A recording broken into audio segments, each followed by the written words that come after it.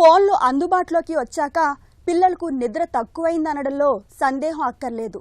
రాత్రి పొద్దుపోయే వరకు ఫోన్ తెరలకు కళ్ళప్పగించేస్తుంటారు. తల్లిదండ్రులు 1-2 సార్లు కోప్పడితే గానీ నిద్రకు ఉపక్రమించరు. పిల్లలకు చాలినంత నిద్ర లేకపోవడం వల్ల ఆ ప్రభావం వారి ఆరోగ్యంపై తీవ్రంగా ఉంటుంది. ముఖ్యంగా పిల్లల ఎదుగుదలకు ఉపకరించే గ్రోత్ హార్మోన్ తగినంత ఉత్పత్తి కాదు. దీంతో శారీరక ఎదుగుదల మందగిస్తుంది. మానసిక వికాసం కూడా కుంటుపడే అవకాశం ఉంటుందని హెచ్చరిస్తున్నారు డాక్టర్లు. నిద్ర తగ్గితే పిల్లల్లో ఎదురయ్యే సమస్యలు ఎలా ఉంటాయో ఇప్పుడు తెలుసుకుందాం.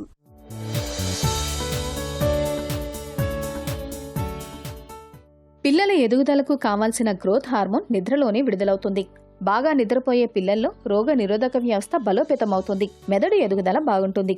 పిల్లలు పగలు చదువుకున్నదంతా మెదడులో నిల్వ అయ్యేది కూడా రాత్రివేళలోనే. తగినంత సమయం సరిగా నిద్రపోకపోవడం వల్ల అనేక ఆరోగ్య సమస్యలు వస్తుంటాయి. పిల్లలకు నిద్ర చాలకపోవడానికి, నిద్రలేమికి చాలా కారణాలే కనిపిస్తాయి.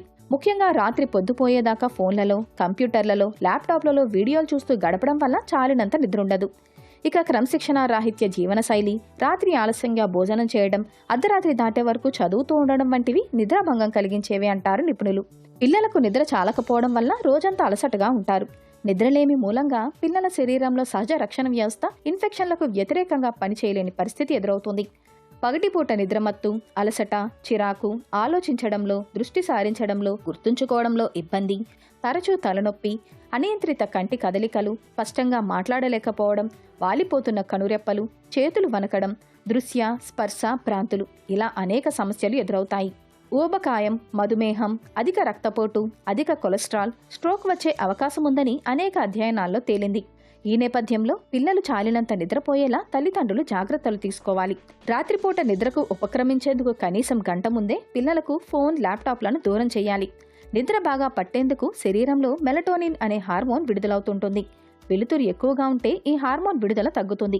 కాబట్టి రాత్రిలో లైట్ తక్కువగా ఉండేలా చూడాలి. రాత్రి 7-8 గంటల పాటు నిద్రపోవడం వల్ల శరీరం డీహైడ్రేట్ అవుతుంటుంది. కాబట్టి ఉదయం నిద్ర లేవగానే పిల్లలకు మంచినీరు తాగించాలి. క్యారెట్ లాంటి కూరగాయలు, పండ్లను తరచుగా అందిస్తుండాలి.